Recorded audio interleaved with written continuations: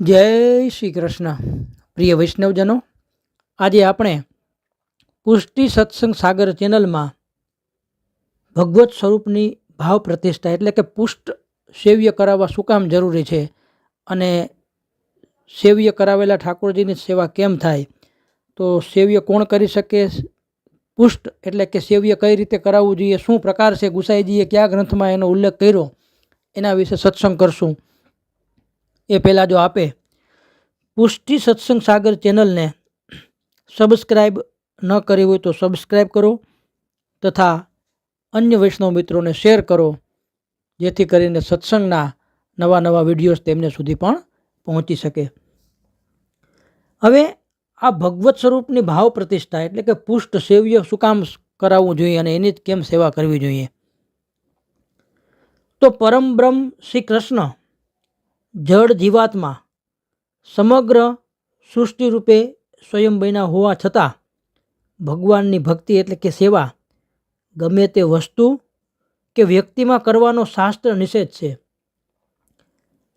હવે આપણે દૃષ્ટાંતથી સમજીએ કે વડીલો પ્રતિ પૂજ્ય અને આદરભાવ વ્યક્ત કરવા માટે આપણે તેઓને પગે લાગીએ છીએ.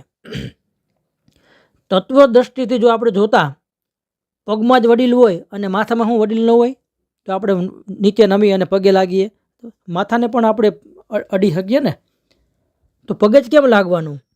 તો વડીલ તો માથાથી પગ સુધી એક જ હોય છે. આમ છતાં કોઈ વડીલને પગે લાગવાને બદલે માથે લાગવાનો અવિવેક કરતું નથી. એ જ પ્રમાણે પગે લાગનાર બાળક પણ પોતાના માથાથી પગ સુધી બાળક જ હોય છે, છતાં તેને આશીર્વાદ આપનાર વડીલ એના માથા ઉપર હાથ મૂકે છે. કાંઈ એના કમરે કે પેટે કે પાછળ કે હાથ નથી મૂકતા, ત્યાં આશીર્વાદ નથી આપતા, માથા ઉપર જ મૂકે. આને સૂક્ષ્મ વિવેક દ્રષ્ટિએ અથવા ઔચિત્ય વિચાર કહેવામાં આવે છે. આમ આ દ્રષ્ટાંત પરથી સમજી શકાય કે જેમ આપણા જીવન વ્યવહારમાં ઔચિત્ય એટલે કે સારા નરસા, યોગ્ય અયોગ્ય નો વિચાર કરવામાં આવે છે, તેમ ભગવત ભક્તિ સેવામાં પણ શાસ્ત્ર નિર્ધારિત ઔચિત્યનો વિચાર કરવામાં આવે છે. એમાં કોઈની ઘરનું કાંઈમાં ન હાલે.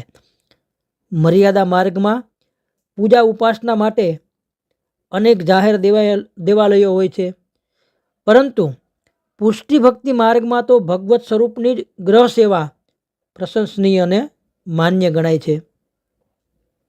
મર્યાદા માર્ગમાં ભગવાનની પૂજા માટે જાહેર દેવાલયમાં ભગવાનની મૂર્તિની પ્રાણ પ્રતિષ્ઠા કરવામાં આવે છે. આ પ્રાણ પ્રતિષ્ઠા બે પ્રકારે શાસ્ત્રમાં વર્ણવી છે કે પ્રાણ પ્રતિષ્ઠા કેને કહેવાય. તો એમાં પહેલી એક સ્વાર્થ પ્રતિષ્ઠા. જ્યારે મર્યાદા ભક્ત પોતાના ઘરમાં પૂજા કરવા માટે કોઈ દેવદેવીની મૂર્તિ લાવીને શાસ્ત્ર વિધિ અનુસાર આહવાન વિસર્જનથી પૂજા કરે છે, ત્યારે તે મૂર્તિની સ્વાર્થ પ્રતિષ્ઠા એટલે પોતાના માટે થયેલી કહેવાય, એટલે સ્વાર્થ પ્રતિષ્ઠા કહેવાય. હવે બીજું પરાર્ધ પ્રતિષ્ઠા.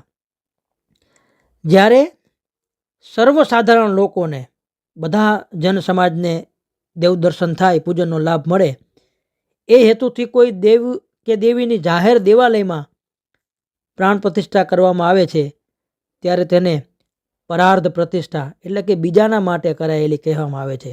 દાખલા તરીકે શ્રી જગન્નાથજી, પછી શ્રી વિઠોબાજી, શ્રી શામળાજી વગેરે ભગવત મૂર્તિઓની પરાર્ધ પ્રાણ પ્રતિષ્ઠા થયેલી છે.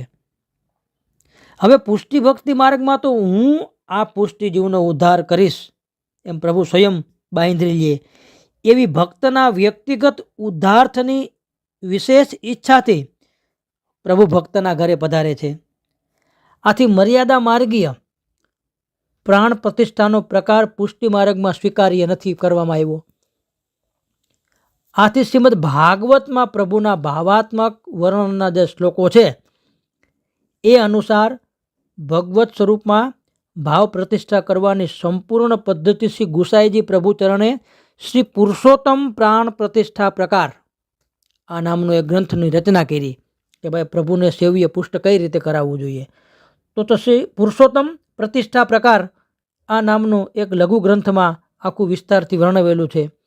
વિશેષમાં મહાનુભાવ શ્રી હરિરાય ચરણે પણ સ્વમાર્ગીય સ્વરૂપ સ્થાપન પ્રકાર નામે ગ્રંથની રચના કરી છે. એમાં પણ આખી વિધિ વર્ણવી છે.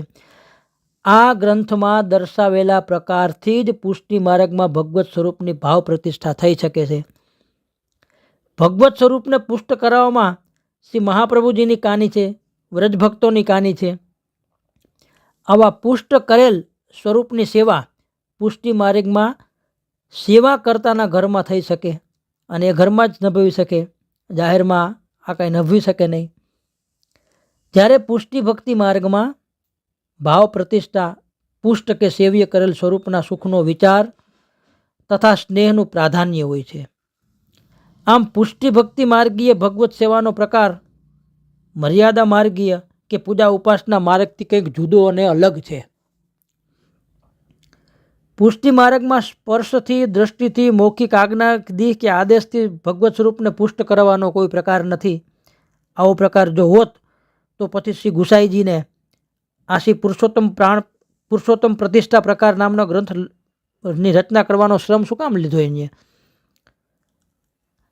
તો આજકાલ જેમ ઇન્સ્ટન્ટનો જમાનો ચાલ્યો છે તેમ શ્રી ઠાકોરજીને પણ ઇન્સ્ટન્ટ પુષ્ટ કરી દેવાની પદ્ધતિ શરૂ થઈ ગઈ છે. ત્રણ કર્યા એટલે પુષ્ટ. આ પદ્ધતિ ખોટી છે. શ્રી ગુસાઈજી પ્રભુચરણે ભગવત સ્વરૂપમાં ભાવ પ્રતિષ્ઠા કરવાની આખી પદ્ધતિ અલગથી સમજાવી છે. એ કોણ સમય આપે, કોણ સમજાવે? અને વૈષ્ણવ પણ એમ ઈચ્છે છે કે ટેમ્પરરી પુષ્ટ થાય તો સારું, પરમેનન્ટ થશે તો પાછું ગળે વળગશે. તો આ પદ્ધતિ વિચારસિંહ માગી લે છે. ભગવદ સ્વરૂપની સેવા શ્રી ગુસાઈજી પ્રભુચરણે પ્રગટ થયેલા શ્રી પુરુષોત્તમ પ્રતિષ્ઠા પ્રકારથી યોગ્ય રીતે પુષ્ટ કરેલા સ્વરૂપની જ કરવી જોઈએ.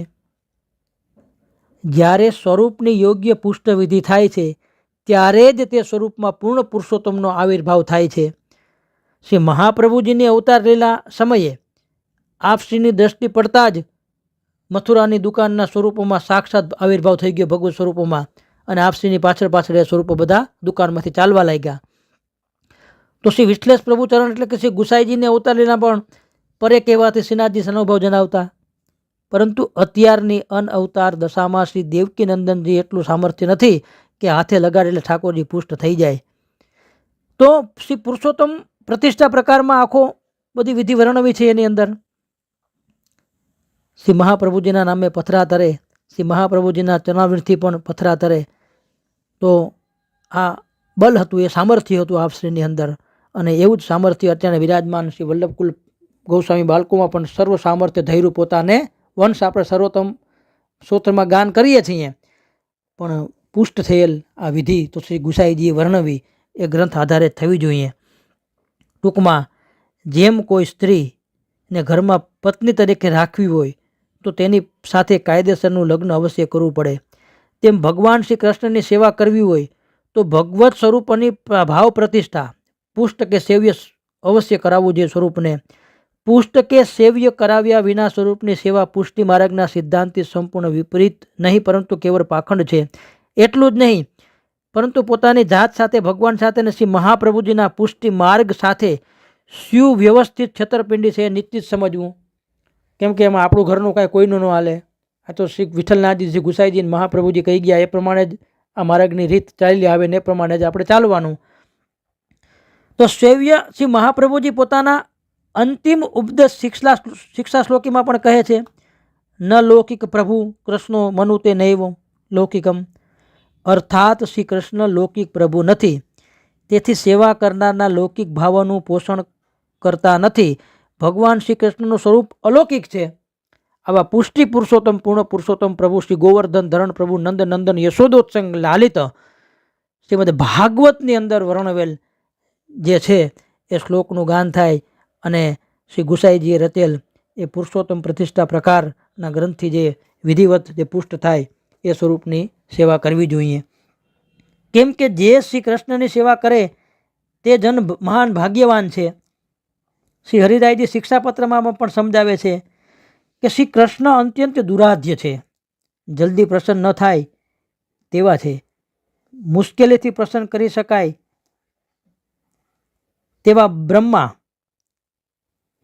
શિવ આદિ દેવતાઓ કોટાન કોટી વર્ષો સુધી અનેક સાધના કરે છે, ત્યારે સમાધિમાં ક્યારેક પ્રભુની ઝાંખી થાય. અને તો આ જીવ તો અનેક દોષોથી ભર્યો છે, તેથી જીવ દુષ્ટ થઈ ગયો છે. હવે જો આ બ્રહ્માજી, શિવજી, આ બધા આવા કોટાન કોટી દેવી દેવતાને પણ પ્રભુની ઝાંખી થતી નહીં થાય તો ક્ષણિક ઝાંખી થાય. કેટલું બધું તપોબળ એનામાં હશે, ત્યાં એ માંડ ઝાંખી થાય. તો આ જીવની તો શું દશા, કેટલા દોષોથી ભરેલો છે. તો શ્રી કૃષ્ણ દુરાધ્ય છે. મોટા મોટા યોગીઓ પોતાના હૃદયમાં કલ્પના કરે છે, ઋષિમુનિઓ જન્મો જન્મથી પ્રયત્ન કરે છે, તો પણ પ્રભુ તેને દુરાધ્ય છે. તો આ જીવની તો શી વાત છે. તો જે દેવી જીવ શ્રી મહાપ્રભુજી શ્રી વલ્લભાચાર્યજી દ્વારા શરણે આવ્યા છે અને પુષ્ટિ માર્ગની રીત અનુસાર ભગવત સેવા કરે છે, દિનતાપૂર્વક સાધન કરે છે, તે ભક્તને પ્રભુ વશ હોય છે. તેથી જે વૈષ્ણવ આ પુષ્ટિ માર્ગમાં શ્રી મહાપ્રભુજી દ્વારા શરણે આવી માર્ગની રીત અનુસાર સેવા કરે છે, તે પરમ ભાગ્યવંત, તે બળભાગી છે, તેનો જન્મ સફળ છે. આવા અનન્ય ભગવત ભક્ત સમાન બીજો કોઈ છે નહીં. સર્વોપરી શ્રી કૃષ્ણની સેવા દ્રઢ મન કરીને સ્નેહપૂર્વક કરવી તે વૈષ્ણવનું કર્તવ્ય છે. ભગવત સ્વરૂપ સેવાર્થમ તત્સૃષ્ટિના અન્યથા ભવેત. આ વૈષ્ણવ સૃષ્ટિનું એક જ શ્રી ભગવત સેવા જ છે અને આ વિધિપૂર્વક થયેલા પુરુષ સ્વરૂપની સેવા કરવી જોઈએ, નહીં કે રમતા લાલા. તો આ ખરેખર સમજવા જેવું છે અને પુરુષોત્તમ પ્રતિષ્ઠા પ્રકાર એ ગ્રંથની પણ અભ્યાસ કરવો જોઈએ વૈષ્ણવોને.